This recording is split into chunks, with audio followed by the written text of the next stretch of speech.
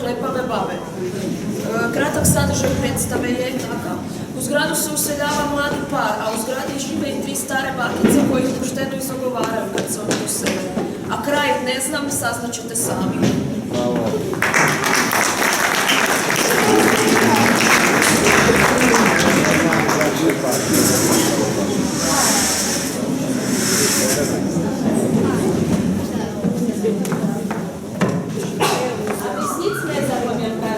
Ja si svoj nasa. To si snadno pamatujem. V obchode mám kúpiť litru mlieka.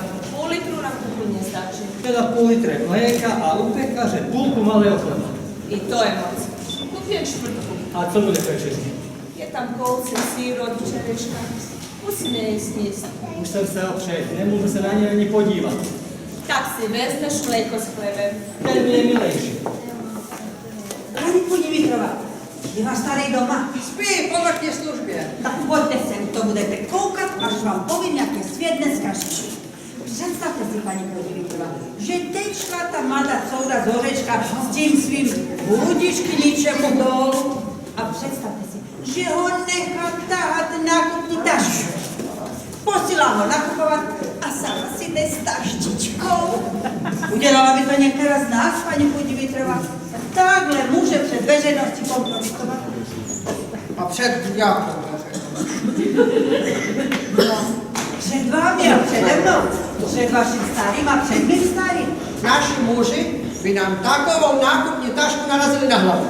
No, a potom si takové člověk říká, úředníku magistrátu. A jak ho komandovala, nedovedou si představit, co je to za ženskou. Vždyť ona mu nedá ani najít.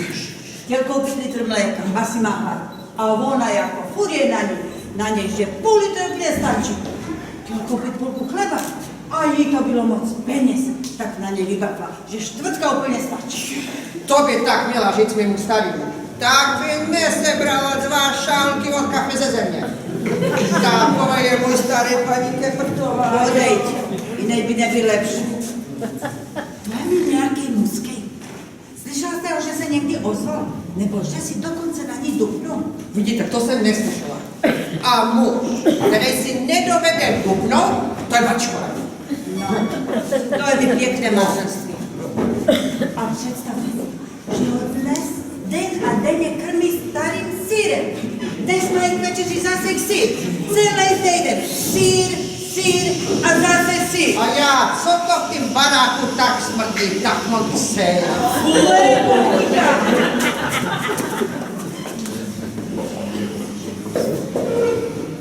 Paní Češková, pojďte se, něco moc důležitou mám povědět. Pojďte dál, paní Dimitrova, jsem sama doma. A nemůžu, kdyby se můj starý zbudila, já byla pryč, to by byl oheň na střeše, pojďte sem pryč. Moc jde. Zase novina. Představte, že ta milost panička, co se sem včera přistěhovala, nedá svýmu muži najíst čtvrtku chleba na týden a každý večer starý sýr. A to je to, co tu už 14 dní tak zapáchá. Vy jste měla podezření na kočky, paní Češková, a on to sejna. Tohle já nenechám. Tohle já jí vpálím. Kdo pak to má tady vždy ozdraví?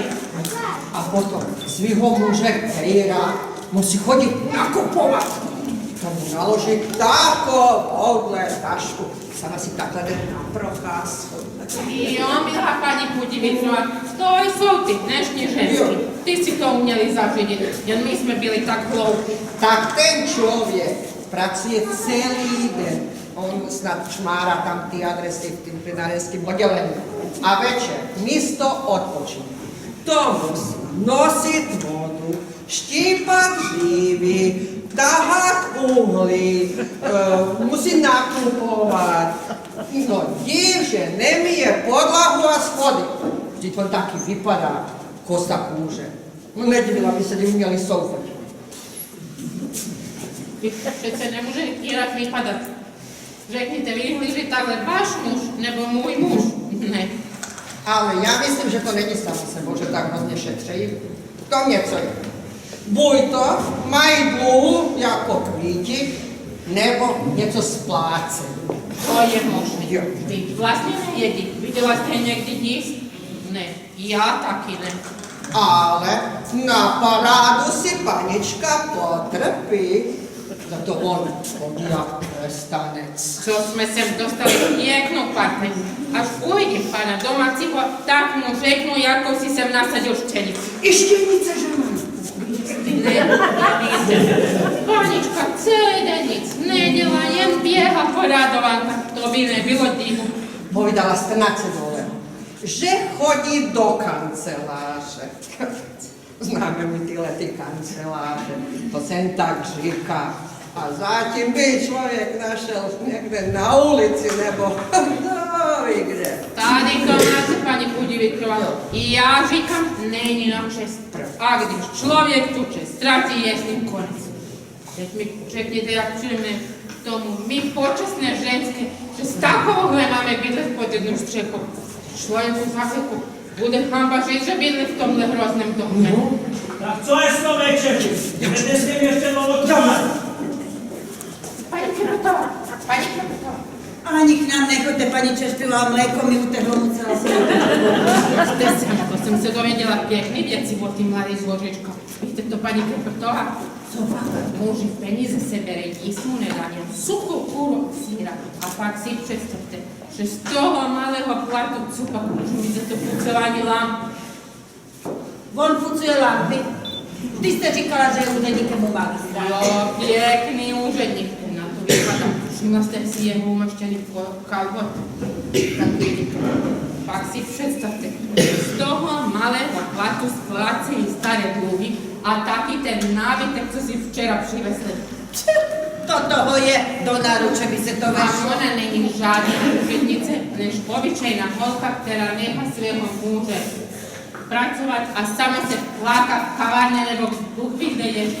Sama si kupuje šaty za kolik sú a ten jej chudák pořád chodí v téli. Tak se na to podívejme, to jsou věci. A já s takovou ženskou pod jednou střechou bydlet nebudu. Když neprepřed ona, tak půjdu já služu se Čespivova jmenuji. Ne, vy odtud nebudete, paní Češpivová. O to se my zasadíme. Ona musí vylítnout. A taky, že vylitne, protože na takovou nečistotu se dívat nebudem. Tam musí být pořádek. Kdyby ten její časožitka někdy nezametl byt a taky neumil podlahu, už by nám špína sem poschodil tekla do... Což taky mi je podlahu. Kdyby měl jen podlahu, ale on i uhdy musí dříve štípet. A představte si prádlo, Pere. A já pozad, odkud je to v noci, slyšet to drhnutí kartačem a vrčení války. Jo, on Pere a ona spí. To je špindíra, fuj. A kolik myslí si paní Krpatová, že je jí let? Aspoň 25. Ještě něco k tomu přidejte, ty starší než on. Tak se na to podívej. A potom, kdo ví, co jsou za? Znáte paní Krpatová? Slyšela jste někdy něco mít? Ne. Tak vidíte, možná, že to vůbec nejsou manžel. Možná, že žijou spolu jen tak. To je možné, že spolu žiju jen tak na divoko. Tak vidíte, žádný na jejich podávací list neukázal.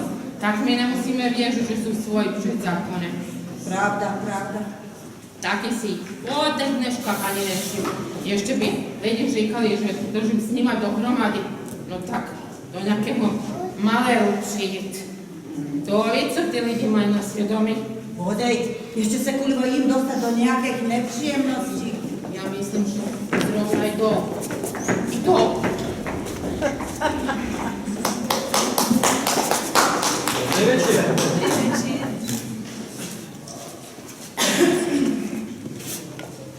Na ten úřad nezapomínaj. Je to úřad a tam neplatí žádná omluva. To víš, že tam zajdou ty starosti. Ale stejně je to jen maličkost. Tak, a teď si pospíšíme z večeři, abychom se mohli ještě chvíľku projít. Ovšem, ale půjdeme kousek dál. Na Petřín, nebo do Stromovky. Po ulici chodit nechci. Témě je už dost. Hlavně zdříve židle zbyt. Slyšela jste? Na úřad! Tak už je to tady. To se dalo čekat, že mají něco z úřadu. Paní Pudivitrova, ten, kdo má opletačky z úřadu, jim je to moc nahnutý.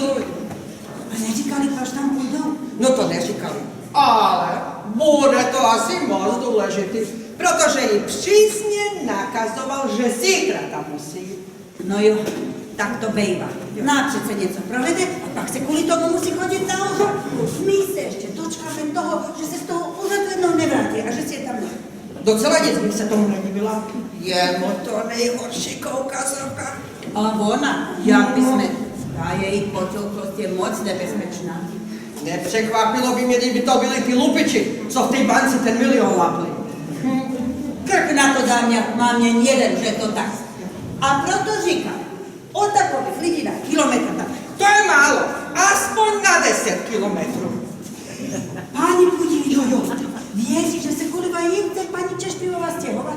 Docela nic se jí divím. Já tak ještě nevím, co udělám. Ale s nima pod jednou střechou bydlet nebudu. Vždyť je to učiněná pejcha. Podívejte, já je pozdravím a oni mi neodpoví. Že si pálíte hubu, paní Pudivi, moc se vám divím, že se tolik ponižuje. Já si neponižuju, ale vím, co se patří. Neříká se nadarmo, že pozdravit je slušnost a odpovědět povinnost. A já vím, co je slušnost. Jen oni neví, co je jejich povinnost. A když nevědí, co je jejich povinnost, tak nemají se slušnýma lidma bydlet. Pani Pudivičová, vědí, že ty lidi nejsou ani spolu odaní, že žijou ve divokém manželství. Dejte pokoj, je to možné. Už jo, vždyť ti kvůli tomu rodiče vyhnali z domova a nechtějí oni ani slyšet. Ta její matka, když se to dozvěděla, vyváděla jako divu. Když je to tak, jistě se ani jeho rodiče nechtějí k němu hlásit. Vždyť je to Hospoda pro takovou matku. Jo, a ještě mu ta jeho cukle nakazovala, že si musí pospěšit své řeči, že budou ještě na procházku. Ale někam do sadu povídá ten strašák, protože ulice už má dost. Ale to je jasný, to je jako houska na krámě. Bodej by neměl ulice dost, když se tolik let pod ní potuloval s koštětem. Vždyť jsem říkala, že je to bývalý metař a teď podvodník. Aby to tak bylo ještě něco horšího, všechno jsme odejdi od nás. Vždyť by z toho celý barák měl do smrti odsudu. Ještě by nás nechtěli vzít do nájmu, že jsme možná i spolčeni s těmi zloději. No tak vidíte, paní Pudivitová, že dnes pořádný člověk přijde to neštěstí ani nevidí. Co pak je toho dnes málo? Každý den čteme v novinách, zabil pro peníze, vyloupil pokladnu. Já myslím, že naší povinností je se vracet, odejít na policii a všechno, co víme, udat. Ale ještě s tím počkejte, paní Pudivitová, až toho bude víc. A že toho bude víc, co se dozvíme, na to dám krk, jak mám jen jeden. Tak, je, vždyť jsem nějak kvůli těm hrozným lidem zapomněla, že mám dážit. Počkejte, než on dnes to spletí. Tady mě počkejte a pak si to dopovíme. Může, pak si to dopovíme. Tak co, víte něco bližšího? Vím všecko. Jsou jen tak na divoko. On kvůli tomu nesmí domů a jí z domova vyhnávat. Potom ještě má na svědomí matku, která se z toho úplně zbláznila a teď je blázinci. Ona to asi bývala slušná, aspoň tak vypadá. A on je bývalý metař. Náš táta ho viděl zametat ulice. A teď to bude kasař. Ještě se neví, jestli nemá na svědomí životě jako nevinnýho člověka. Dej, už to není nic fajn. Ja sam najťakým metažem nebolo by čo po jednom překopile. Nebudu. Ja som počestná pani, jenom dobrá poľkost, ale dobrej meno si špiniť nebudu. Aj to takovej. Banda, takej kriminálník, mezi sledování, kriminálníci, aj ti dobří kriminálníky. Docela, dobře to řekl. Ať si z toho vezmu, co chtějí. Však oni dobře vědí, že to patří jim. Ron, do nebe, co je to tady za křik? Že na mě domišel, příštího kvartálu se stěhují nám. Tady bydlet nebudu. Proč, paní? Nikdo nic neudělal. Udělal, a moc udělal. Přece nevíte, koho máte v domě. No, koho mám do mě vím, ale nevím, proč tak křičíte. To se nedivte. Proč takového vězby se každý zlobí. A já jsem rozčilená a paní Pudivitová taky. Proč? V našem domě máme zloděje. Kde? Nahoře. Tak já jdu pro policii, to nesmí takhle nechat. Kde? Na půdě? V druhém poschodí. U koho?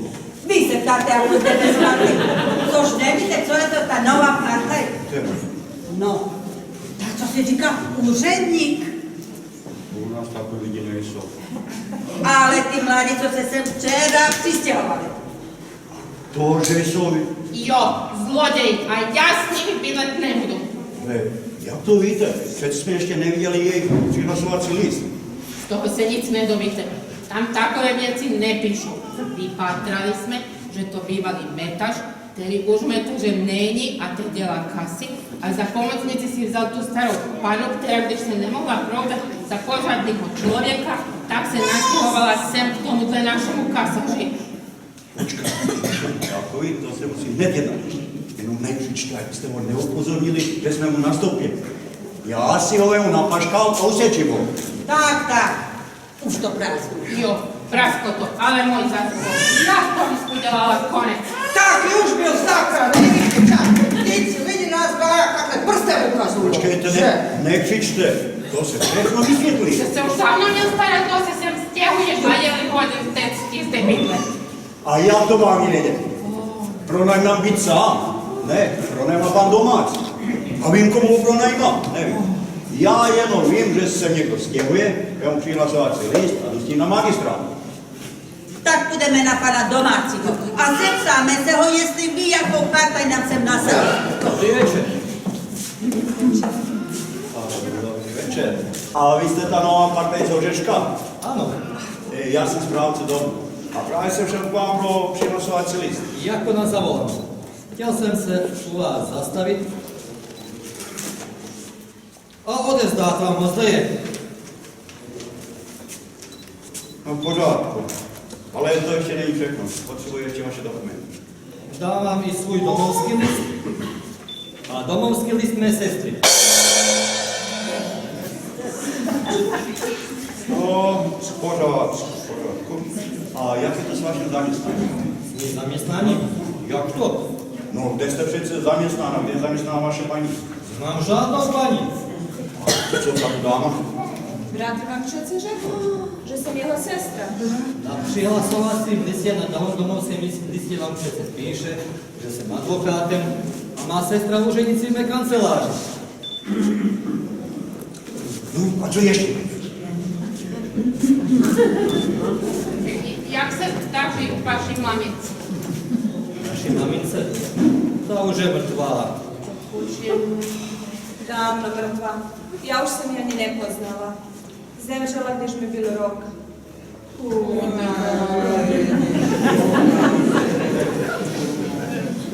Tak, moc krát děkuji, pane doktore. Já myslela, že se vaše paní maminka se přistěhuje a ona je zatím v půdách mrtvá. Jiného mi nic nechcete. Skončili jste s výslechem. Já už od vás nic nechci. Jak bychom mohli od vás něco chtít, nebo se na něco ptát, to by byla neslušnost. My jsme sice prostě ženský, ale víme, co smíme a co nesmíme. S námi, jako se sousedy, budete moc spokojen, pane Jo, tady je moc těch Partaje jsou hodný, nikdo nikomu neubližuje. A žádné klepy. Jak to je? Doufáme, že s námi budete taky spokojeni. No, teď když vím, to jste spokojená a až vám bude dlouhá chvíle, přijďte k nám na besedu. Bohužel mám mnoho práce. Těšilo nás, dámy. Poroučíme se a dobrou noc. Dobrou noc, Rubuli,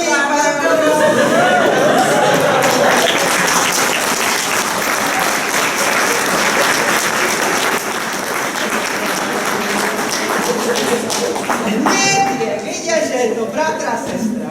To jsou hodné lidi, co? Lepší partoj jsme si nemohli přát.